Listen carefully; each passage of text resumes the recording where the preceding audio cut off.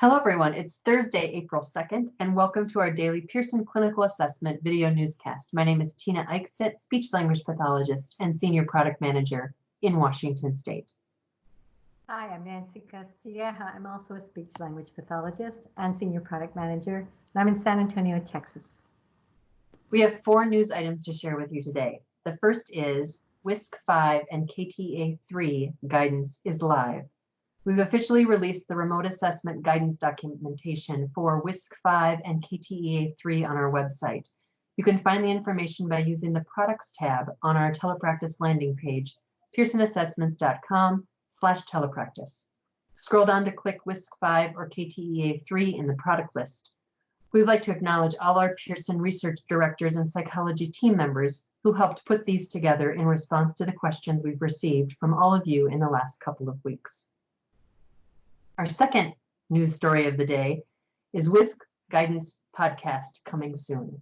Dr. Jeremy Sharp from the Testing Psychologists will be interviewing our very own Dr. Susie Rayford on his podcast this week regarding the newly released WISC-V guidance documentation. Watch the quick look video on our YouTube channel to learn what's going to be on the podcast and where you can find it once it's posted. Nancy?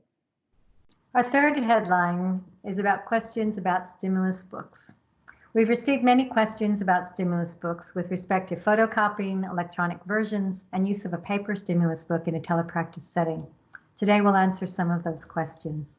First, Pearson does not allow photocopying, scanning, or digitizing of stimulus books unless prior written permission is obtained in the form of a license that has been granted.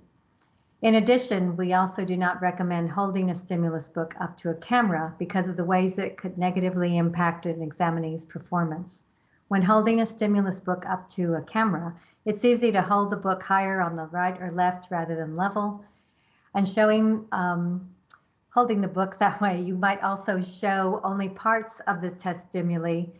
They might be obscured by your hands or blurred if you're moving. This can be distracting to the examinee. During the COVID-19 event, we're providing free trial access to over 100 of our digital versions of manuals and stimulus books on Qglobal. Please see our Telepractice page on our website for a list of available materials, instructions on how to access materials, and links to product pages that have guidance for using specific assessments in a telepractice setting.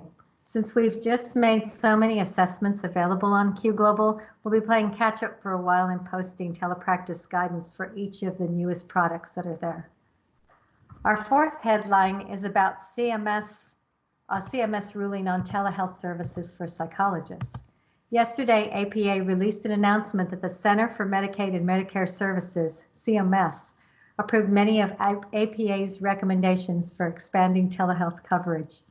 Psychological and neuropsychological testing and group psycho can now be billed for telehealth through Medicare during the COVID-19 event. Psychologists are now able to work from their homes and will be reimbursed by Medicare. Watch the APA website for more information and specific guidance in the coming days and weeks. Those are the headlines of the day. Thanks for joining us, and we'll see you next time.